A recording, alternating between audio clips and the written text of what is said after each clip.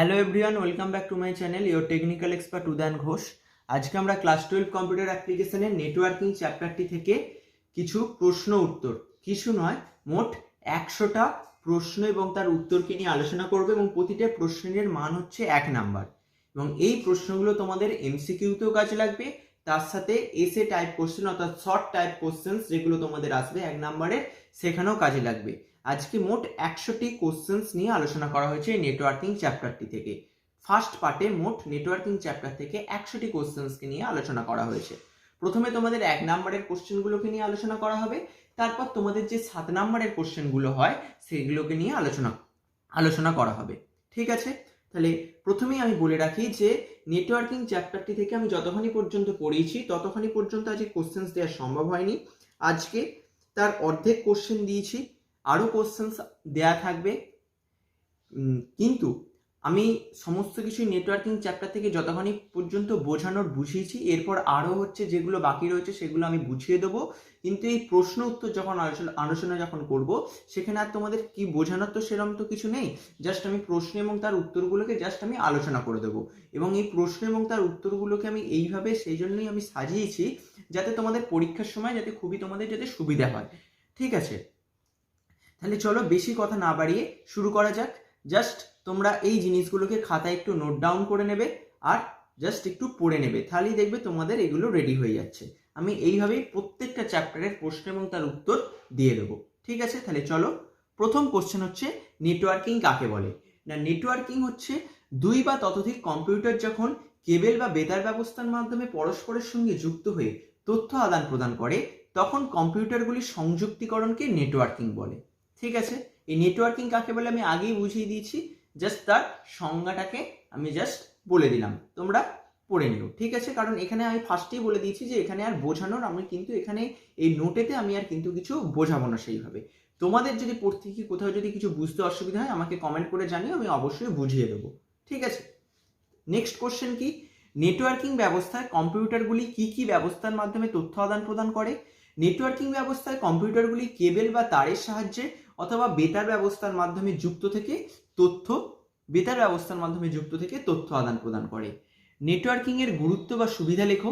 Networking এর গুরুত্ব বা সুবিধাগুলি হলো সম্পদের মিলিত ব্যবহার, তথ্যের সুরক্ষা, তথ্যের সংরক্ষণ, তথ্যের আদান প্রদান, বার্তা বা মেসেজের আদান প্রদান। এই 5টা পয়েন্টই কিন্তু মনে রাখবে, কারণ তোমাদের একটা এমসিকিউ আসতেই পারে যে নেটওয়ার্কিং এর গুরুত্ব বা সুবিধা হলো বলে 4টে পয়েন্ট 4টে অপশান দিয়ে দিল, তার মধ্যে থেকে তোমাদের অপশানটিকে চুজ করে অ্যান্সারটা দিতে হবে। সেক্ষেত্রে কিন্তু তোমাদের এই 5টা যে পয়েন্ট বললাম 5টার মধ্যে থেকে যে অপশানটা থাকবে সেটাকে কারেক্ট বলে বিবেচনা করতে হবে। সেজন্য এই 5টা পয়েন্টই তোমাদের কিন্তু মনে রাখতে হবে, বা 1 নম্বরের কোশ্চেন হিসেবেও কিন্তু আসতে পারে। তারপর কি নেটওয়ার্কিং এর প্রয়োগ বা ব্যবহার লেখো। নেটওয়ার্কিং এর প্রয়োগ বা ব্যবহারগুলি হলো email, file sharing, core banking service অর্থাৎ CBS, data collection, e commerce, social networking, online shopping. ঠিক আছে, নেক্সট কোশ্চেন, ডেটা কমিউনিকেশন সিস্টেমের মৌলিক উদ্দেশ্য কি? ডেটা কমিউনিকেশন সিস্টেমের মৌলিক উদ্দেশ্য হলো দুই প্রান্তে অবস্থিত দুটি ডিভাইস বা যন্ত্রের মধ্যে তথ্য আদান প্রদান করা। ডেটা কমিউনিকেশন সিস্টেমের অংশগুলি কি কি? নেক্সট কোশ্চেন, ডেটা কমিউনিকেশন সিস্টেমের অংশগুলি কি কি? ডেটা কমিউনিকেশন সিস্টেমের অংশগুলি হলো ডেটার উৎস, প্রেরক, ট্রান্সমিশন মাধ্যম, গ্রাহক এবং গন্তব্য। ডেটা ধরনের উদাহরণ দাও। ডেটা বিভিন্ন ধরনের, অডিও, ভিডিও, টেক্সট, গ্রাফিক্স ইত্যাদি। কম্পিউটার নেটওয়ার্কে ডেটা কিভাবে প্রেরিত হয়? কম্পিউটার নেটওয়ার্কে ডেটা বৈদ্যুতিন সংকেত বা ইলেকট্রিক্যাল সিগন্যাল রূপে প্রেরিত হয়। বৈদ্যুতিক সংকেত বা ইলেকট্রিক্যাল সিগন্যাল কি? সময়ের সাথে ভোল্টেজের ওঠানামা বা পরিবর্তনটি হলো বৈদ্যুতিক সংকেত বা electrical signal. Next question, electrical সিগন্যালকে কয় ভাগে ভাগ করা যায় ও কি কি? ইলেকট্রিক্যাল সিগন্যালকে 2 ভাগে ভাগ করা যায়, সেইগুলি হলো অ্যানালগ সিগন্যাল আর ডিজিটাল সিগন্যাল। ঠিক আছে, নেক্সট কোশ্চেন, অ্যানালগ সিগন্যাল কি? অ্যানালগ সিগন্যাল হলো একটি তড়িৎচুম্বকীয় তরঙ্গ যা ইলেকট্রোম্যাগনেটিক ওয়েভের সমন্বয়ে গঠিত। অ্যানালগ সিগন্যাল মূলত কেন ব্যবহৃত হয়? অ্যানালগ সিগন্যাল মূলত ভয়েস কমিউনিকেশনের জন্য, যেমন টেলিফোনে কথা বলা জন্য ব্যবহৃত হয়। ঠিক আছে, তড়িৎচুম্বকীয় তরঙ্গের কয়েকটি বৈশিষ্ট্য দিয়ে পরিমাপ করা যায় ও কি কি? তড়িৎচুম্বকীয় তরঙ্গকে কয়টি বৈশিষ্ট্য দিয়ে পরিমাপ করা যায় ও কি কি? তড়িৎচুম্বকীয় তরঙ্গকে 3টি বৈশিষ্ট্য দিয়ে পরিমাপ করা যায়। এইগুলি হলো অ্যামপ্লিটিউড, ফ্রিকোয়েন্সি বা কম্পাঙ্ক, আর 3 নাম্বার হচ্ছে ফেজ। নেক্সট কোশ্চেন, অ্যানালগ সিগন্যালের বৈশিষ্ট্য লেখো। এই কোশ্চেনটা আবার এইভাবেও আসতে পারে যে অ্যানালগ সিগন্যালের বৈশিষ্ট্য লেখো। অ্যানালগ সিগন্যালের 3টি বৈশিষ্ট্য হলো অ্যামপ্লিটিউড, ফ্রিকোয়েন্সি বা কম্পাঙ্ক আর ফেজ। অ্যামপ্লিটিউড কি কাজ করে? অ্যামপ্লিটিউড কোনো সিগন্যালের ক্ষমতা বা তরঙ্গের বিস্তার পরিমাপ করে। অ্যামপ্লিটিউড কোনো সিগন্যালের ক্ষমতা বা তরঙ্গের বিস্তার পরিমাপ করে। কম্পাঙ্ক বা ফ্রিকোয়েন্সি কাকে বলে? প্রতি সেকেন্ডে কোনো সিগন্যাল বা সংকেতগুলি যতগুলো তরঙ্গ তৈরি করে সেটাই হলো সিগন্যালের কম্পাঙ্ক বা ফ্রিকোয়েন্সি। ঠিক আছে, নেক্সট কোশ্চেন, অ্যানালগ সিগন্যালের একটি সুবিধা লেখো। অ্যানালগ সিগন্যালের সুবিধা হলো ভিডিও ও অডিও ডেটা প্রেরণের জন্য অ্যানালগ সিগন্যাল খুবই উপযোগী। একটা বলেছে, আমি আর একটা দিয়ে দিয়েছি যাতে তোমাদের মনে রাখার সুবিধা হয়। পৃথিবীর যে কোনো প্রান্ত থেকে অ্যানালগ সিগন্যালিং সিস্টেম পাওয়া যায়। ঠিক আছে, নেক্সট কোশ্চেন, অ্যানালগ সিগন্যালের একটি অসুবিধা লেখো। অ্যানালগ সিগন্যালের অসুবিধা হলো বাইরে বা অন্যান্য সিগন্যালের শব্দ এই সিগন্যালকে বিশেষ প্রভাবিত করে। নেক্সট কোশ্চেন, ডিজিটাল সিগন্যাল কাকে বলে? ডিজিটাল সিগন্যাল হলো এমন এক ধরনের বিচ্ছিন্ন বা পৃথক সিগন্যাল যা বাইনারি সংখ্যা 0 ও 1 দ্বারা প্রকাশিত হয়। ডিজিটাল সিগন্যাল কেন ব্যবহৃত হয়? এক কম্পিউটারের সঙ্গে অন্য কম্পিউটারের যোগাযোগের জন্য ব্যবহার করা হয় ডিজিটাল সিগন্যাল। এক কম্পিউটারের সঙ্গে অন্য কম্পিউটারের যোগাযোগের জন্য ব্যবহার করা হয়ে থাকে ডিজিটাল সিগন্যাল। ঠিক আছে, নেক্সট কোশ্চেন, ডিজিটাল সিগন্যালকে কয় ভাগে ভাগ করা যায় ও কি কি? ডিজিটাল সিগন্যালকে 2 ভাগে ভাগ করা যায়, কারেন্ট স্টেট এনকোডিং আর state transition encoding. Next question, modulation বা এনকোডিং কাকে বলে? ডিজিটাল সিগন্যাল যখন ডেটা ট্রান্সমিট করার কাজে ব্যবহৃত হয় তখন তাকে বলা হয় মডিউলেশন বা এনকোডিং। উদাহরণস্বরূপ এখানে বলা যায় একটি মোডেম সিগন্যালকে ডিজিটাল অবস্থা থেকে অ্যানালগ অবস্থায় মডিউলেশন বা রূপান্তর করে। নেক্সট কোশ্চেন, ডিমডিউলেশনের মাধ্যমে কি করা যায়? ডিমডিউলেশনের মাধ্যমে পুনরায় কোনো সিগন্যালকে অ্যানালগ থেকে ডিজিটাল অবস্থায় ফিরিয়ে আনা যায়।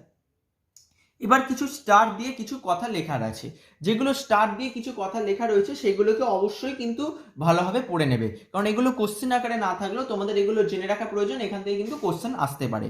কি কোশ্চেন না, অধিকাংশ ওয়ানই অ্যানালগ সিগন্যাল ব্যবহার করে। এটা মনে রাখবে যে অধিকাংশ ওয়ান কি সিগন্যাল ব্যবহার করে না, অ্যানালগ সিগন্যাল ব্যবহার করে থাকে। নেক্সট কি বলেছি না, টেলিফোন লাইন ও মোডেমের সাহায্যে ওয়ান সিস্টেমে ডিজিটাল সিগন্যাল থেকে অ্যানালগ এবং অ্যানালগ থেকে ডিজিটালে পরিবর্তন করা যায়। তাহলে টেলিফোন লাইন ও মোডেমের সাহায্যে ওয়ান সিস্টেমে ডিজিটাল সিগন্যাল থেকে অ্যানালগ এবং অ্যানালগ থেকে ডিজিটালে পরিবর্তন করা যায়। ঠিক আছে, নেক্সট কি, তথ্য প্রেরণের ধরন কয় প্রকার ও কি কি? তথ্য প্রেরণের ধরন 3 প্রকার, যথা simplex mode, half duplex mode, full duplex mode. Simplex mode বলতে কি বোঝো?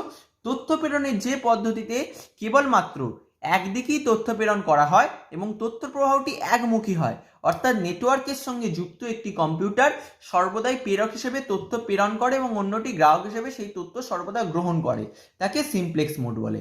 যেমন কি কিবোর্ড ও মনিটর হলো সিমপ্লেক্স মোডের উদাহরণ। কিবোর্ড থেকে আমরা কি দিই, ইনপুট দিই, আর মনিটর কি করে, আউটপুট শো করে। ঠিক আছে, এই দেখো সেটাই লিখে রেখেছি। কিবোর্ড সর্বদা তথ্য প্রেরণ করে, মনিটর সেই তথ্য গ্রহণ করে আউটপুট হিসেবে দেখায়। ঠিক আছে, নেক্সট কোশ্চেন কি, হাফ ডুপ্লেক্স বলতে কি বোঝো? তথ্য প্রেরণের যে পদ্ধতিতে যে কোনো কম্পিউটার যে কোনো দিক থেকে ডেটা পাঠাতে পারে কিন্তু একই সাথে নয়, অর্থাৎ একটি ডিভাইসে তথ্য প্রেরণ করে অন্য ডিভাইসটি সেই তথ্যকে গ্রহণ করে। তাহলে যে কোনো কম্পিউটার যে কোনো দিক থেকে ডেটাকে পাঠাতে পারবে কিন্তু একই সাথে নয়, অর্থাৎ একটি ডিভাইস তথ্য প্রেরণ করে আর অন্য ডিভাইসটি সেই তথ্যকে গ্রহণ করে। আবার গ্রাহকটি যখন তথ্য প্রেরণ করে তখন প্রেরক সেই তথ্য গ্রহণ করে। এই পদ্ধতিকে বলা হয়ে থাকে হাফ ডুপ্লেক্স মোড। যেমন ওয়াকি টকি এর মাধ্যমে কথোপকথন পদ্ধতি এক প্রকার হাফ ডুপ্লেক্স মোডের উদাহরণ। হাফ ডুপ্লেক্স মোডে তথ্য প্রেরণের জন্য কয়টি লাইন থাকে? হাফ ডুপ্লেক্স মোডে তথ্য প্রেরণের জন্য একটি লাইন থাকে। ফুল ডুপ্লেক্স মোড বলতে কি বোঝো? ফুল ডুপ্লেক্স মোড হচ্ছে তথ্য প্রেরণের যে পদ্ধতিতে একই সময় উভয় দিকে ডেটা প্রবাহিত হতে পারে, অর্থাৎ নেটওয়ার্কের উভয় ডিভাইসই তথ্য প্রেরণ ও গ্রহণ একই সঙ্গে সম্ভব হয়, তাকে ফুল ডুপ্লেক্স মোড বলে। যেমন টেলিফোন লাইন, যেখানে কথা বলা ও শোনা একই সাথে সম্ভব। ফুল ডুপ্লেক্স মোডে তথ্য আদান প্রদানের জন্য কয়টি লাইন থাকে? ফুল ডুপ্লেক্স মোডে তথ্য আদান প্রদানের জন্য দুটি আলাদা লাইন থাকে। দুটি আলাদা লাইন ব্যবহার করা হয়, একটি তথ্য প্রেরণের জন্য, অন্যটি তথ্য গ্রহণের জন্য। নেক্সট কোশ্চেন, ল্যানের পুরো কথাটি লেখো। ল্যানের পুরো কথাটি হলো লোকাল এরিয়া নেটওয়ার্ক। বাংলাতেও লেখা আছে, ইংলিশেতেও লেখা আছে। লোকাল এরিয়া নেটওয়ার্ক বা ল্যান বলতে কি বোঝো, যে নেটওয়ার্কের ভৌত পরিধি একটি নির্দিষ্ট অঞ্চলের, যেমন সেটি এক বা একাধিক বিল্ডিং এর মধ্যেও হতে পারে, তাহলে একটি নির্দিষ্ট অঞ্চলের মধ্যে সীমাবদ্ধ থাকে, তাকে ল্যান বা লোকাল এরিয়া নেটওয়ার্ক বলে। ল্যান বা লোকাল এরিয়া নেটওয়ার্ক স্থাপন করার উদ্দেশ্য কি? বড় কোনো অফিস বা বাণিজ্যিক প্রতিষ্ঠানের অনেকগুলি ব্যবহারকারী মধ্যে প্রয়োজনীয় কার্যাদি সম্পন্ন করার উদ্দেশ্যে এই নেটওয়ার্ক স্থাপন করা হয়। ল্যানের পরিধি সর্বোচ্চ কতদূর পর্যন্ত সীমাবদ্ধ থাকে? ল্যানের পরিধি সর্বোচ্চ 1 কিমি বা তার কম অঞ্চলের মধ্যে সীমাবদ্ধ থাকে। ল্যান নেটওয়ার্কের মাধ্যমে কি কি কাজ করা হয়? ল্যান নেটওয়ার্কের মাধ্যমে data entry, data processing, email ইত্যাদি কাজ করা হয়। ল্যানের বৈশিষ্ট্য লেখো। একটি না, ল্যান নেটওয়ার্কে কোনো সরকারি বা বেসরকারি সংস্থার মালিকাধীন নয়, আর ল্যান নেটওয়ার্কের বিস্তৃতি খুব ছোট। এই নেটওয়ার্কে একটি ঘর, বিল্ডিং, বড় বাজার একটি নির্দিষ্ট অঞ্চলের মধ্যে সীমাবদ্ধ থাকে। ঠিক আছে, তাহলে কোনো ঘর, বিল্ডিং বা কোনো বড় বাজার একটি নির্দিষ্ট অঞ্চলের মধ্যে সীমাবদ্ধ থাকে। তাহলে দুটো বলে দিয়েছি, তার মধ্যে একটা তোমাদের হয়তো লিখতে দেবে, দুটোই কিন্তু তোমরা পড়ে রেখো। ঠিক আছে, তারপর কি? ল্যান বা লোকাল এরিয়া নেটওয়ার্কের গুরুত্ব লেখো। ল্যান বা লোকাল এরিয়া নেটওয়ার্কের গুরুত্ব হলো শেয়ার বা বন্টন ব্যবস্থা, ফাইল ট্রান্সফার, যুগোৎপদ ব্যবহার, বার্তা প্রেরণ বা তথ্যের নিরাপত্তা ইত্যাদি।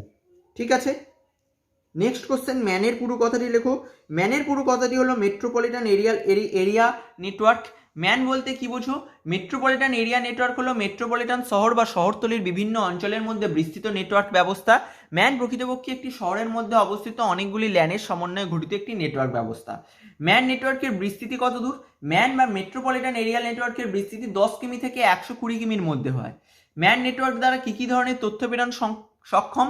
ম্যান নেটওয়ার্ক দ্বারা টেক্সট, চিত্র বা গ্রাফিক্স শব্দ ইত্যাদি সব ধরনের তথ্য প্রেরণ করা সক্ষম। ম্যান নেটওয়ার্ক কি কি ব্যবহার করা যায়? ম্যান নেটওয়ার্কে রুটার, টেলিফোন, মাইক্রোওয়েভ অ্যান্টেনা ইত্যাদি ব্যবহার করা যায়। তাহলে ম্যান নেটওয়ার্কে তারপর টেলিফোন, মাইক্রোওয়েভ অ্যান্টেনা ইত্যাদি ব্যবহার করা যায়। নেক্সট কোশ্চেন, ম্যান বা মেট্রোপলিটন এরিয়া নেটওয়ার্কের একটি বৈশিষ্ট্য লেখো। ম্যান বা মেট্রোপলিটন এরিয়া নেটওয়ার্কের একটি বৈশিষ্ট্য হলো ম্যান বিভিন্ন প্রান্তের ল্যান সমূহের সমন্বয়ে গঠিত এবং একটি শহরের মধ্যে সীমাবদ্ধ থাকে। আর ম্যানের ক্ষেত্রে যোগাযোগের মাধ্যম হিসেবে ফাইবার অপটিক কেবল এবং কোএক্সিক্যাল কেবল, এই দুই ধরনের কেবল ব্যবহৃত হয়। ম্যান বা মেট্রোপলিটন এরিয়াল নেটওয়ার্কের একটি সুবিধা অসুবিধা লেখো। ম্যান বা মেট্রোপলিটন এরিয়াল নেটওয়ার্কের একটি সুবিধা হলো ম্যান সব ধরনের তথ্য প্রেরণে সক্ষম। আর ম্যান বা মেট্রোপলিটন এরিয়াল নেটওয়ার্কের অসুবিধা হলো তথ্য সম্প্রচার করতে অনেক বেশি সময় লাগে। ঠিক আছে, নেক্সট কোশ্চেন, ওয়ানের পুরো কথাটি লেখো। ওয়ানের পুরো কথাটি হলো ওয়াইড এরিয়া নেটওয়ার্ক। ওয়ান বলতে কি বোঝো? যে নেটওয়ার্ক ব্যবস্থার মাধ্যমে বিশ্বব্যাপী ছড়িয়ে থাকা কম্পিউটারগুলির মধ্যে যোগসূত্র স্থাপন করে তথ্য আদান প্রদান করা হয়, তাকে ওয়াইড এরিয়া নেটওয়ার্ক বলে। ঠিক আছে, এখানে স্টার চিহ্ন দিয়ে একটা কথা লেখা রয়েছে। বিশ্বব্যাপী ছড়িয়ে থাকা কম্পিউটারগুলির মধ্যে সংযোগ স্থাপন করে তথ্য আদান প্রদান করতে হলে ওয়াইড এরিয়া নেটওয়ার্ক বা ওয়ানের প্রয়োজন হয়। ঠিক আছে, নেক্সটে আমরা চলে যাই। নেক্সট কোশ্চেন কি? নেক্সট কোশ্চেন হচ্ছে নেক্সটে আবার একটা পয়েন্ট দিয়ে লেখা রয়েছে, বিশ্ব বিস্তৃত ভৌগোলিক এরিয়া জুড়ে ছড়িয়ে ছিটিয়ে থাকা কম্পিউটারগুলি সাধারণত বেসরকারি নেটওয়ার্ক যেমন টেলিফোন লাইন অথবা উপগ্রহ ব্যবস্থার মাধ্যমে তথ্য প্রেরণ করে। এই ব্যবস্থাটি হলো ওয়ানের যোগাযোগের মাধ্যম হিসেবে কি ব্যবহৃত হয়? ওয়ানের যোগাযোগের মাধ্যম হিসেবে তার বা উপগ্রহ ব্যবহৃত হয়। ওয়ানে তথ্য প্রেরণের হার কত? ওয়ানের তথ্য প্রেরণের হার সাধারণত 56 kbps থেকে 1.544 mbps এর মধ্যে হয়। ওয়ানের একটি বৈশিষ্ট্য লেখো। ওয়ানের বেশিরভাগ পরিষেবাই সরকারি দপ্তরের নিয়ন্ত্রণাধীনে থাকে। আর একটাও লিখে দিয়েছি, অনেকগুলি কম্পিউটার একসাথে ল্যান গঠন করে। ল্যান নেটওয়ার্কগুলি আবার ওয়ান গঠন করতে পারে অথবা কোনো একটি কম্পিউটার এককভাবে ওয়ান সিস্টেমের সঙ্গে যুক্ত হতে পারে। নেক্সট, ওয়ানের একটি সুবিধা অসুবিধা লেখো। ওয়ানের একটি সুবিধা হলো ওয়ান নেটওয়ার্কিং সিস্টেমের মাধ্যমে বিভিন্ন কোম্পানি তাদের নিজস্ব ওয়েব পেজ দ্বারা বা অন্যান্য উপায়ে উৎপাদিত বস্তু সামগ্রী বা প্রোডাক্টগুলির বিজ্ঞাপন দ্বারা বিশ্বব্যাপী প্রচার করতে পারে। আর একটি অসুবিধা হলো তথ্য প্রেরণের গতি অনেক কম। ঠিক আছে, নেক্সট কোশ্চেন, ল্যান কিভাবে গঠন করা হয়? কতগুলো পার্সোনাল বা একক কম্পিউটার একটি নির্দিষ্ট সংযোগে যুক্ত হয়ে ল্যান গঠন করে। আর ম্যান কিভাবে গঠন করা হয়? অনেকগুলি ল্যান অথবা personal computer telephone line, microwave antenna ইত্যাদির সঙ্গে যুক্ত হয়ে ম্যান গঠন করে। নেক্সট কোশ্চেন, ওয়ান কিভাবে গঠন করা হয়? অনেকগুলি ল্যান অথবা personal computer telephone line, microwave বা উপগ্রহ ব্যবস্থার সঙ্গে যুক্ত হয়ে ওয়ান গঠন করে। তারপরের কোশ্চেন, ল্যানে পরিবহন মাধ্যম হিসেবে কি কেবল ব্যবহার করা হয়? ল্যানে পরিবহন মাধ্যম হিসেবে সাধারণত টুইস্টেড পেয়ার কেবল এবং কোএক্সিকাল কেবল ব্যবহার করা হয়। নেক্সট কোশ্চেন, ম্যানে পরিবহন মাধ্যম হিসেবে কি কেবল ব্যবহার করা হয়? ম্যানে পরিবহন মাধ্যম হিসেবে উচ্চগতির ফাইবার অপটিক কেবল ব্যবহার করা হয়। নেক্সট কোশ্চেন, ওয়ানে পরিবহন মাধ্যম হিসেবে কি কেবল ব্যবহার করা হয়? ওয়ানে পরিবহন মাধ্যম হিসেবে ফাইবার অপটিক কেবল ব্যবহার করা হয়ে থাকে। তাহলে ল্যানে, ম্যানে আর ওয়ানে কেবল হিসেবে মানে পরিবহন মাধ্যম হিসেবে কি কি কেবল ব্যবহার করা হয় সেই সম্বন্ধে তিনটি কোশ্চেন আলোচনা করা হয়েছে। ল্যানের ক্ষেত্রে টুইস্টেড পেয়ার কেবল আর কোএক্সিকাল কেবল, ম্যানের ক্ষেত্রে উচ্চগতির ফাইবার অপটিক কেবল, আর ওয়ানের ক্ষেত্রে কি ফাইবার অপটিক কেবল ব্যবহার করা হয়ে থাকে। ওয়ানের ক্ষেত্রে অনলি ফাইবার অপটিক কেবল, শুধুমাত্র ফাইবার অপটিক কেবল, আর ম্যানের ক্ষেত্রে উচ্চগতির ফাইবার অপটিক কেবল। ঠিক আছে, এরপর কিছু গুরুত্বপূর্ণ তথ্য এখানে বলে দেওয়া রয়েছে। এ পয়েন্ট দিয়ে 1 নম্বরে বলে দেওয়া রয়েছে ল্যান নেটওয়ার্কের ডেটা প্রেরণ বা সম্প্রচারের গতি অন্য দুই নেটওয়ার্কের তুলনায় অনেক কম। অন্য দুই মানে ম্যান আর ওয়ানের তুলনায় অনেক কম। দ্বিতীয় পয়েন্টে বলা রয়েছে ম্যান নেটওয়ার্কের ডেটা প্রেরণ বা সম্প্রচারের গতি ল্যান অপেক্ষা কম কিন্তু ওয়ান অপেক্ষা বেশি। আর ওয়ান নেটওয়ার্কের ডেটা প্রেরণ বা সম্প্রচারের গতি ল্যান অপেক্ষা অনেক কম হয়। ঠিক আছে, নেক্সট বি পয়েন্ট দিয়ে বলা রয়েছে ল্যান নেটওয়ার্কের ডেটা সম্প্রচারের খরচ অন্য দুই নেটওয়ার্ক ম্যান আর ওয়ানের তুলনায় অনেক কম। দ্বিতীয় পয়েন্ট, ম্যান নেটওয়ার্কের ডেটা সম্প্রচারের খরচ ল্যানের তুলনায় বেশি কিন্তু ওয়ানের তুলনায় কম। আর ওয়ান নেটওয়ার্কের ডেটা সম্প্রচারের খরচ অন্য দুই নেটওয়ার্ক ল্যান ও ম্যানের তুলনায় অনেক বেশি। নেক্সট সি, ল্যান নেটওয়ার্কিং ব্যবস্থায় অনেক কম সংখ্যক মেশিন যুক্ত থাকে। দ্বিতীয় পয়েন্ট, ম্যান নেটওয়ার্ক যেহেতু অনেকগুলি ল্যান দ্বারা তৈরি হয় সেহেতু ল্যান অপেক্ষা অনেক বেশি মেশিন যুক্ত থাকে। তৃতীয় পয়েন্ট, ওয়ানের ক্ষেত্রে ইচ্ছা অনুযায়ী যত খুশি মেশিন যুক্ত থাকতে পারে। ডি তে কি আলোচনা করা হয়েছে? ল্যান নেটওয়ার্কের ডেটা প্রেরণ বা সম্প্রচারের ত্রুটি অনেক কম। ম্যান নেটওয়ার্কের ডেটা সম্প্রচারের ত্রুটি ল্যানের তুলনায় বেশি এবং ওয়ানের তুলনায় কম। আর ওয়ান নেটওয়ার্কের ডেটা প্রেরণ বা সম্প্রচারে অনেক ত্রুটি দেখা যায়। ই পয়েন্টে ল্যান নেটওয়ার্কের ক্ষেত্রে ব্যবহারকারীর প্রতিষ্ঠান বা কোনো ব্যক্তি এই নেটওয়ার্ক ব্যবস্থার মালিক হয়। ম্যান নেটওয়ার্কের ক্ষেত্রে মেট্রোপলিটন শহরের অধীনস্থ থাকতে পারে, আবার বেসরকারি সংস্থান অধীনস্থ থাকতে পারে। 3 নম্বর পয়েন্ট, ওয়ানের ক্ষেত্রে সরকারি ও বেসরকারি সংস্থা উভয় এই ব্যবস্থার মালিক হতে পারে। ঠিক আছে, নেক্সট, নেটওয়ার্ক প্রযুক্তি কাকে বলে?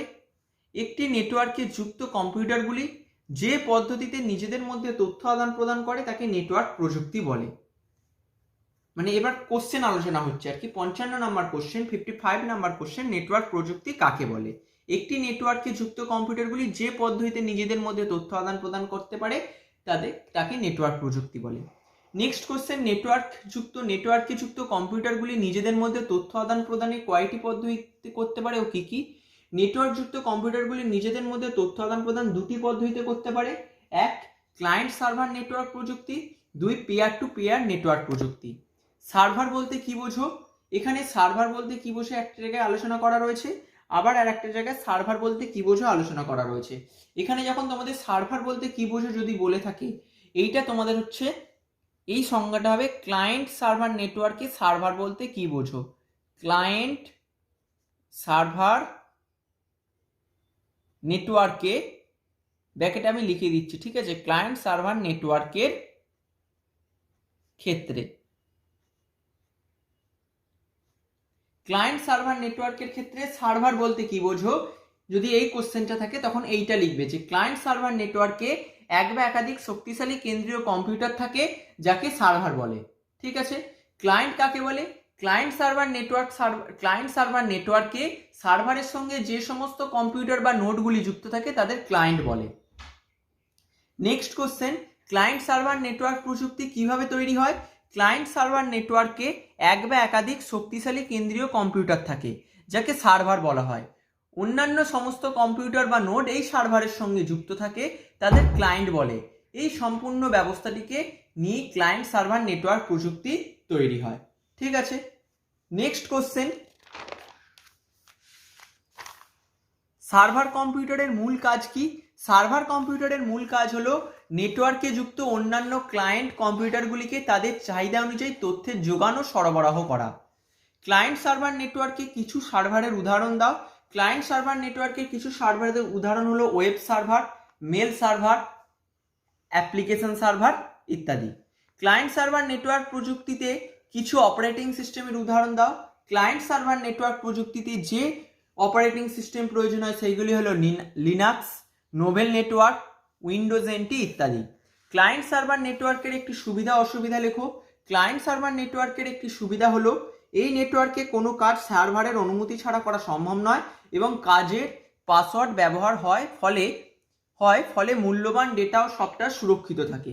ক্লায়েন্ট সার্ভার নেটওয়ার্কের একটি অসুবিধা হলো যেহেতু নেটওয়ার্ক নিয়ন্ত্রণ সার্ভার এর ওপর কেন্দ্রীভূত, তাই সার্ভার বিকল হলে সমগ্র নেটওয়ার্কের ওপর প্রভাব পড়ে। ঠিক আছে, next question, peer to peer network বলতে কি বুঝো? পেয়ার টু পেয়ার নেটওয়ার্কের প্রতিটি কম্পিউটারই একদিকে সার্ভার ও অন্যদিকে ক্লায়েন্ট হিসেবে কাজ করে, কারণ এই নেটওয়ার্কে কোনো কেন্দ্রীয় কম্পিউটার বা সার্ভার থাকে না। এক্ষেত্রে ব্যবহারকারী নিজেই কোনো কম্পিউটার থেকে ডেটা গ্রহণ করে বা কোনো কম্পিউটার থেকে ডেটা প্রেরণ করবে তা ঠিক করে নেয়। ঠিক আছে, next question, peer to peer নেটওয়ার্কে কি কি অপারেটিং সিস্টেমের সাহায্যে কাজ করা হয়? পেয়ার টু পেয়ার নেটওয়ার্কে উইন্ডোজ এক্সপি, উইন্ডোজ 7 অপারেটিং সিস্টেমের সাহায্যে সমস্ত কাজ করা হয়। পেয়ার টু পেয়ার নেটওয়ার্কে 10টির বেশি কম্পিউটার ব্যবহার করা যায় না। একটা স্টার দিয়ে লেখা রয়েছে, পেয়ার টু পেয়ার নেটওয়ার্কে 10টির বেশি কম্পিউটার ব্যবহার করা যায় না।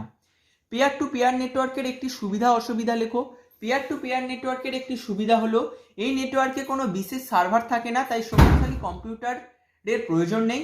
আর পেয়ার টু পেয়ার নেটওয়ার্কের একটি অসুবিধা হলো এই নেটওয়ার্কে কোনো কেন্দ্রীয় কম্পিউটার বা সার্ভার না থাকায় ডেটা সুরক্ষার ব্যবস্থা তেমন নেই। নেক্সট কোশ্চেন, তথ্য পরিবহন বা প্রেরণের কয়টি উপায় সম্পন্ন হয়? কি কি? তথ্য পরিবহন ও প্রেরণ দুটি উপায় সম্পন্ন হয়, একটা সমান্তরাল আর একটা হচ্ছে ধারাবাহিক। একটা সমান্তরাল প্রেরণ বা পরিবহন আর একটা ধারাবাহিক প্রেরণ বা পরিবহন। নেক্সট কোশ্চেন, ধারাবাহিক প্রেরণ কয় ভাগে ভাগ করা যায় ও কি কি? ধারাবাহিক প্রেরণ বা পরিবহনকে দুই ভাগে ভাগ করা যায়, একটা হচ্ছে পৃথক পরিবহন আর একটা হচ্ছে যুগপৎ পরিবহন। সমান্তরাল পরিবহন বা প্রেরণ কাকে বলে? বাইনারি ডেটা বা তথ্য 0 বা 1 এর সমন্বয়ে তৈরি। এর দ্বারা n বিটের অনেকগুলি শ্রেণী তৈরি হয়। যখন n বিটের ডেটাগুলি প্রত্যেকটি আলাদা আলাদাভাবে প্রেরণ না করে একসাথে প্রেরণ করা হয় তখন তাকে সমান্তরাল পরিবহন বা প্রেরণ বলে। তথ্য পরিবহন বা প্রেরণের ক্ষেত্রে সমান্তরাল পরিবহন কেন ব্যবহার করা হয়? তথ্য পরিবহন বা প্রেরণের ক্ষেত্রে সমান্তরাল পরিবহনের গতি অনেক বেশি, তাই অল্প দূরত্বের তথ্য পরিবহনের জন্য এটি ব্যবহার করা হয়। স্টার দিয়ে একটা গুরুত্বপূর্ণ কথা লেখা রয়েছে, সমান্তরাল পরিবহনের ক্ষেত্রে n সংখ্যক তার ব্যবহার করে n সংখ্যক বিটকে প্রেরণ করা হয়। নেক্সট কোশ্চেন, ধারাবাহিক পরিবহনের ক্ষেত্রে দুটি নোড বা যন্ত্রাংশের মধ্যে তথ্য প্রেরণের জন্য কয়টি তার ব্যবহার করা হয়? ধারাবাহিক পরিবহনের ক্ষেত্রে দুটি নোড বা যন্ত্রাংশের মধ্যে তথ্য প্রেরণের জন্য একটি মাত্র তার ব্যবহার করা হয়। ঠিক আছে, এবার নেক্সট কিছু গুরুত্বপূর্ণ তথ্য নিয়ে এখানে আলোচনা করা রয়েছে। ফার্স্টে পৃথক পরিবহন নিয়ে কি আলোচনা করা রয়েছে না, এই পরিবহনের ক্ষেত্রে একের পর এক সংকেত প্রেরিত হয়, ফার্স্ট পয়েন্ট। দ্বিতীয় পয়েন্ট, পৃথক পরিবহনের ক্ষেত্রে 8 বিটের ক্যারেক্টার প্রতিবারে পরিবাহিত হয়। তৃতীয় পয়েন্ট, পৃথক পরিবহনের ক্ষেত্রে স্টার্ট বিট ও স্টপ বিট থাকে। স্টার্ট বিট দ্বারা সংকেত গ্রাহক ক্যারেক্টারের প্রেরক শুরু বুঝতে পারে, যাকে 0 দ্বারা নির্দেশ করা হয়। আবার বিট সমাপ্তির জন্য স্টপ বিট থাকে, যাকে 1 দ্বারা সূচিত করা হয়। চতুর্থ নম্বর পয়েন্টে বলা রয়েছে পৃথক পরিবহনে এক করে সংকেত পরিবাহিত হওয়ায় প্রেরণের গতি অপেক্ষাকৃত কম হয়। বি পয়েন্টে যুগৎপথ পরিবহন নিয়ে আলোচনা করা রয়েছে। যুগৎপথ পরিবহনের ক্ষেত্রে একাধিক বিট একটি ব্লক দীর্ঘ ফ্রেমের আকারে পরিবাহিত হয়, যাতে অনেকগুলি বাইটও থাকতে পারে। এক্ষেত্রে কোনো স্টার্ট বিট অর্থাৎ যুগৎপথ পরিবহনের ক্ষেত্রে কোনো স্টার্ট বিট বা স্টপ বিট থাকে না। ক্যারেক্টারগুলি প্রেরণের সময় পরপর দুটি বাইটের মধ্যে ফাঁকও থাকে না। আর তৃতীয় পয়েন্ট, যুগৎপথ পরিবহনে প্রতিটি বিটের প্রেরণ ও গ্রহণের মধ্যে সময়ের ব্যবধান যথাযথ হওয়ায় গ্রাহক প্রতিটি বাইটের ক্যারেক্টার চিহ্নিত করে ক্যারেক্টারকে চিহ্নিতকরণ করে আলাদাভাবে করতে পারে, মানে ক্যারেক্টার চিহ্নিতকরণকে আলাদাভাবে করতে পারে। চতুর্থ পয়েন্ট, যুগৎপথ পরিবহনে ক্যারেক্টার ব্লক আকারে পরিবাহিত হওয়ায় প্রেরণের গতি অনেক বেশি হয়। ঠিক আছে, নেক্সট কোশ্চেন, ব্যান্ডউইথ কাকে বলে? একটি তথ্য প্রেরণের মাধ্যমে সর্বোচ্চ সর্বনিম্ন কম্পাঙ্কের মধ্যবর্তী দূরত্বকে ব্যান্ডউইথ বলে। তাহলে একটি তথ্য প্রেরণের মাধ্যমে সর্বোচ্চ সর্বনিম্ন কম্পাঙ্কের মধ্যবর্তী দূরত্বকে ব্যান্ডউইথ বলে। ব্যান্ডউইথের পরিমাপ বলতে কি বোঝো? ব্যান্ডউইথের পরিমাপ বলতে আমরা বুঝি নির্দিষ্ট যোগাযোগের মাধ্যমে কতটা ডেটা অর্থাৎ অডিও, ভিডিও, টেক্সট ইত্যাদি একেবারে চলাচল করতে পারে। কোনো মাধ্যমের ব্যান্ডউইথ বেশি হলে সেই মাধ্যমের মধ্যে দিয়ে অধিক পরিমাণ ডেটা আদান প্রদান করতে পারে। এটা মনে রেখো যে কোনো মাধ্যমের ব্যান্ডউইথ বেশি হলে সেই মাধ্যমের মধ্যে দিয়ে অধিক পরিমাণে ডেটা আদান প্রদান করতে পারে। নেক্সট কোশ্চেন, ডিজিটাল ডেটার ক্ষেত্রে ব্যান্ডউইথ কি কি এককে পরিমাপ করা হয়? ডিজিটাল ডেটার ক্ষেত্রে ব্যান্ডউইথ কেবিপিএস, এমবিপিএস, জিবিপিএস এককে পরিমাপ করা হয়। আর অ্যানালগ ডেটার ক্ষেত্রে ব্যান্ডউইথ এর একক কি কি? অ্যানালগ ডেটার ক্ষেত্রে ব্যান্ডউইথের একক হলো কিলোহার্জ আর মেগাহার্জ। এবার একটা পয়েন্ট দিয়ে বলা রয়েছে ব্যান্ডউইথ বিভিন্ন মাধ্যমের ক্ষেত্রে বিভিন্ন রকম হয়, যেমন টেলিফোন সার্কিটের ব্যান্ডউইথ যথেষ্ট কম, আবার মাইক্রোওয়েভ চ্যানেলের ব্যান্ডউইথ যথেষ্ট বেশি। নেক্সট কোশ্চেন, চ্যানেলের ক্যাপাসিটি কাকে বলে? ট্রান্সমিশন মাধ্যমে বিভিন্ন ধরনের সীমাবদ্ধতা থাকা সত্ত্বেও কোনো একটি অবস্থায় কমিউনিকেশন চ্যানেলের মধ্যে দিয়ে সর্বোচ্চ যে হারে ডেটা ট্রান্সমিট করা সম্ভব তাকে ওই ট্রান্সমিশন মিডিয়া বা মাধ্যমের চ্যানেলের ক্যাপাসিটি বলে। মাধ্যমের চ্যানেলের ক্যাপাসিটি ডেটা ট্রান্সমিশনের হারকে কি একক দ্বারা পরিমাপ করা হয়? মাধ্যমের চ্যানেলের ট্রান্সমিশন চ্যানেল ক্যাপাসিটি ডেটা ট্রান্সমিশনের হার বা রেটকে পরিমাপ করা হয় বিপিএস, বিট পার সেকেন্ড একক দ্বারা। কমিউনিকেশন চ্যানেল কাকে বলে? ল্যান নেটওয়ার্কে একটি কম্পিউটার থেকে অপর একটি কম্পিউটারের মধ্যে যোগাযোগ রক্ষা করার জন্য যে কেবল বা তার ব্যবহার করা হয়ে থাকে তাকে কমিউনিকেশন চ্যানেল বলে। কি কি কেবলের মাধ্যমে ল্যানে তথ্য আদান প্রদান করা হয়? Fibre optic cable, twister pair cable, coaxial কেবলের মাধ্যমে ল্যানে তথ্য আদান প্রদান করা হয়। তাহলে fibre optic cable, twisted pair cable আর কোএক্সিক্যাল কেবলের মাধ্যমে ল্যানে তথ্য আদান প্রদান করা হয়। এখানে দেখো একটা জায়গায় আলোচনা করা হয়েছিল যে ল্যানে পরিবহন মাধ্যম হিসেবে কি থাকে? টুইস্টেড পেয়ার কেবল আর কোএক্সিক্যাল কেবল ব্যবহার করা হয়ে থাকে। ঠিক আছে, এখানে কি আলোচনা করা হলো? এখানে আলোচনা করা হলো যে কমিউনিকেশন কি কেবলের মাধ্যমে ল্যানে তথ্য আদান প্রদান করা হয়? Fibre optic cable, twisted pair cable আর কোএক্সিক্যাল কেবলের মাধ্যমে ল্যানে তথ্য আদান প্রদান করা হয়। এখানে তোমরা অন্তত দুটো মনে রেখো, তাহলেই হবে, টুইস্টেড পেয়ার কেবল আর কোএক্সিক্যাল কেবল। ঠিক আছে, নেক্সট কি? মোডেমের মধ্যে দিয়ে ডেটা বা তথ্যের আদান প্রদানের হারকে কয়টি একক দ্বারা প্রকাশিত করতে পারি? না, মোডেমের মধ্যে দিয়ে ডেটা বা তথ্যের আদান প্রদানের হারকে দুটি একক দ্বারা প্রকাশ করা হয়। একটি বিপিএস অর্থাৎ বিট পার সেকেন্ড, বিট প্রতি সেকেন্ড বা বিট পার সেকেন্ড, আর অন্যটি হলো বড। বড কি? মোডেমের মধ্যে দিয়ে কোনো ইলেকট্রনিক সিগন্যাল বা তড়িৎ সংকেতের প্রেরণের সময় এর দশার পরিবর্তন হয়, যেমন কম্পাঙ্ক বা ভোল্টেজের পরিবর্তন। এক দশা থেকে অন্য দশাতে পরিবর্তনকে বলা হয়ে থাকে বড। তাহলে এই এক দশা থেকে অন্য দশাতে পরিবর্তনকে বলা হয়ে থাকে বড। বড রেট কাকে বলে? প্রতি সেকেন্ডে মোডেমের মধ্যে দিয়ে তড়িৎ সংকেত প্রেরণের সময় যতবার দশার পরিবর্তন হয় তাকে বড রেট বলে। বেসব্যান্ড নেটওয়ার্ক কাকে বলে? যে নেটওয়ার্কের কেবল বা তার একই সময়ে শুধুমাত্র একটি সিগন্যাল বা সংকেত বহন করতে পারে সেই নেটওয়ার্ককে বেসব্যান্ড নেটওয়ার্ক বলে। ডেটা প্যাকেট কাকে বলে? বেসব্যান্ড নেটওয়ার্কে অনেকগুলি কম্পিউটারের কেবল বা তার শেয়ার করার জন্য ডেটাকে ক্ষুদ্র ক্ষুদ্র ইউনিটে বিভক্ত করতে হয়, যাকে ডেটা প্যাকেট বলে। এবার একটা পয়েন্ট দিয়ে বলা রয়েছে ডেটা প্যাকেটগুলি গ্রাহক ও কম্পিউটারে গিয়ে পুনরায় একত্রিত হয়, যা রিঅ্যাসেম্বলিং নামে পরিচিত। নেক্সট কোশ্চেন, বেসব্যান্ড কমিউনিকেশনে কি সিগন্যাল প্রেরণে ব্যবহৃত হয়? বেসব্যান্ড কমিউনিকেশন সাধারণত স্বল্প দূরত্বের ডিজিটাল সিগন্যাল প্রেরণে ব্যবহৃত হয়। তারপর একটা পয়েন্ট দিয়ে লেখা রয়েছে লোকাল এরিয়া নেটওয়ার্ক বা ল্যানের ক্ষেত্রে বেসব্যান্ড প্রযুক্তির ব্যবহার লক্ষ্য করা যায়। নেক্সট কোশ্চেন, ব্রডব্যান্ড কাকে বলে? ব্রডব্যান্ড নেটওয়ার্ক কাকে বলে? যে নেটওয়ার্কে কেবল একই সময় একাধিক সিগন্যাল বা সংকেত বহন করতে পারে সেই নেটওয়ার্ককে ব্রডব্যান্ড নেটওয়ার্ক বলে। হাই স্পিড ডিজিটাল নেটওয়ার্ক পরিষেবার নাম লেখো। ব্রডব্যান্ড হলো একটি হাই স্পিড ডিজিটাল নেটওয়ার্ক পরিষেবা। ব্রডব্যান্ড নেটওয়ার্কের মাধ্যমে কত থেকে কত হারে ডেটা আদান প্রদান করা যায়? ব্রডব্যান্ড নেটওয়ার্কের মাধ্যমে 128 কেবি থেকে 256 এমবিপিএস হারে ডেটা আদান প্রদান করা হয়। টেলিফোন লাইনের মাধ্যমে কত থেকে কত হারে তথ্য আদান প্রদান করা হয়? টেলিফোন লাইনের মাধ্যমে 56 থেকে 64 কেবিপিএস হারে তথ্য আদান প্রদান করা হয়। ব্রডব্যান্ড নেটওয়ার্কের একটি উদাহরণ দাও। কেবল টিভি নেটওয়ার্ক হচ্ছে ব্রডব্যান্ড টিভি নেটওয়ার্কের একটি উদাহরণ, ব্রডব্যান্ড নেটওয়ার্কের একটি উদাহরণ। তারপর একটা পয়েন্ট দিয়ে লেখা রয়েছে ব্রডব্যান্ড কমিউনিকেশন যেহেতু বৃহত্তর ভৌগোলিক অঞ্চলের মধ্যে ব্যবহৃত হয় তাই এটি ওয়ানের একটি জনপ্রিয় পদ্ধতি হিসেবে পরিচিত। নেক্সট কোশ্চেন, সার্ভার কাকে বলে? এই যে আমি আগেই বলেছি যে যখন কোশ্চেনটা অনলি আসবে সার্ভার কাকে বলে তখন এই কোশ্চেনটা এইভাবে, এই কোশ্চেনের অ্যান্সারটা এইভাবে লিখবে। নেটওয়ার্কে যে computer, file, data, program, software, printer, scanner ইত্যাদি হার্ডওয়্যার নেটওয়ার্কে যুক্ত অন্য কম্পিউটার বা নোটগুলিকে সরবরাহ করে তাকে সার্ভার বলে। আর যখন ক্লায়েন্ট সার্ভার নেটওয়ার্কে সার্ভার বলতে কি বোঝো যখন আসবে, তখন বলবে যে ক্লায়েন্ট সার্ভার নেটওয়ার্কের ক্ষেত্রে একটি বিশেষ বা একটি প্রধান কম্পিউটার বা একটা কেন্দ্রীয় কম্পিউটার ব্যবহার করা হয়ে থাকে। তা সেই ক্লায়েন্ট সার্ভার নেটওয়ার্কে সেই কেন্দ্রীয় কম্পিউটারটাকে বলা হয়ে থাকে সার্ভার। ওইটা হচ্ছে ক্লায়েন্ট সার্ভার নেটওয়ার্কের ক্ষেত্রে সার্ভার কাকে বলে তার সংজ্ঞা। আর যদি শুধুমাত্র আসে যে সার্ভার কাকে বলে, তখন নেটওয়ার্কে যে computer file, data, program, software, printer, scanner ইত্যাদি হার্ডওয়্যার নেটওয়ার্কে যুক্ত অন্য কম্পিউটার বা নোডগুলোকে সরবরাহ করে তাকে সার্ভার বলে। ঠিক আছে, নেক্সট কোশ্চেন, নেটওয়ার্ক কয় ধরনের সার্ভার ব্যবহৃত হয় কি কি? নেটওয়ার্কে দুই ধরনের সার্ভার ব্যবহৃত হয়, যথা ডেডিকেটেড সার্ভার আর নন ডেডিকেটেড সার্ভার। ডেডিকেটেড সার্ভার কাকে বলে? যে ধরনের সার্ভার তথ্য সঞ্চয় ও সেই সঞ্চিত তথ্যের বন্টন করার কাজে নিয়োজিত থাকে তাকে ডেডিকেটেড সার্ভার বলে। আর নন ডেডিকেটেড সার্ভার কি? নেটওয়ার্কে নন ডেডিকেটেড সার্ভার যেমন একদিকে ওয়ার্কস্টেশন হিসেবে কাজ করে, অপরদিকে ওই নেটওয়ার্কের এক অংশ সার্ভার হিসেবে কাজ করে। যেহেতু কম্পিউটারটি সম্পূর্ণ সার্ভার হিসেবে কাজ করার জন্য নিয়োজিত নয়, তাই এই ধরনের সার্ভারকে নন ডেডিকেটেড সার্ভার বলে। ফাইল সার্ভার কেন ব্যবহৃত হয়? ফাইল সার্ভার ফাইল সংরক্ষণ, উত্তোলন এবং এক কম্পিউটার থেকে অন্য কম্পিউটারের প্রয়োজন অনুসারে ফাইল সরবরাহ করার জন্য নিয়োজিত থাকে। কমিউনিকেশন সার্ভার কেন ব্যবহৃত হয়? কমিউনিকেশন সার্ভার নেটওয়ার্ক ওয়ার্কস্টেশনগুলির মধ্যে সংযোগ রক্ষা করে। নেক্সট, প্রিন্টার সার্ভার কেন ব্যবহৃত হয়? নেটওয়ার্ক যুক্ত কম্পিউটারগুলি যেহেতু এক একটি ওয়ার্কস্টেশন হিসেবে কাজ করে, প্রিন্ট সার্ভার এই ওয়ার্কস্টেশনগুলির প্রয়োজন অনুসারে প্রিন্টিং বা হার্ড কপির যোগান দেয়। ওয়ার্কস্টেশন কাকে বলে?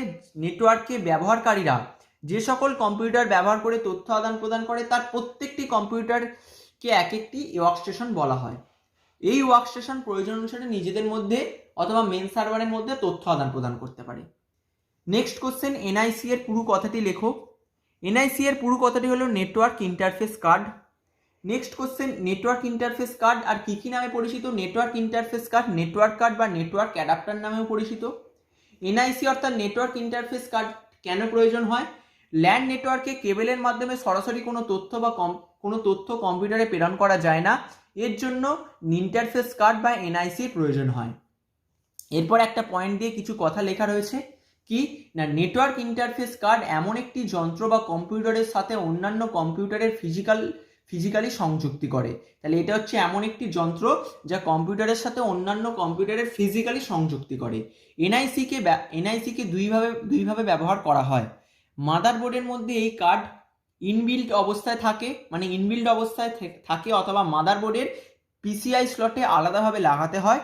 আর অন্য অংশটি কেবিনেটের পিছনের দিকে থাকে, যেখানে কেবলটি RJ45 কানেক্টরের সাহায্যে যুক্ত থাকে।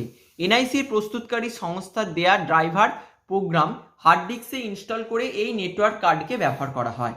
তাহলে এনআইসির প্রস্তুতকারী সংস্থার দেয়া ড্রাইভার প্রোগ্রাম হার্ড ডিস্কে ইনস্টল করে এই নেটওয়ার্ক কার্ডকে ব্যবহার করা হয়।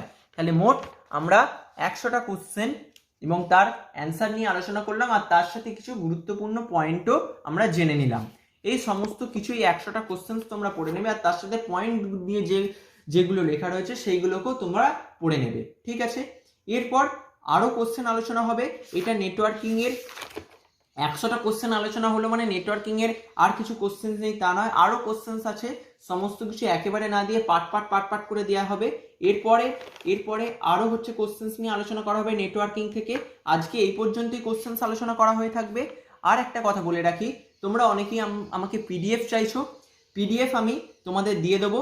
আমি আমার ডিসক্রিপশন বক্সের মধ্যে আমার মেল আইডিটা দিয়ে দেবো, মেল আইডিটা দেওয়া থাকবে। সেই মেল আইডিতে তোমরা মেল করে তোমাদের কিসের পিডিএফ প্রয়োজন এবং যদি এইটারই যদি পিডিএফ যদি প্রয়োজন হয়, তোমরা সেই মেলেতে মেল করে দেবে যে নেটওয়ার্কিং এর চ্যাপ্টারের ফার্স্ট পার্টের এই প্রশ্নগুলোর আমাদের পিডিএফ প্রয়োজন।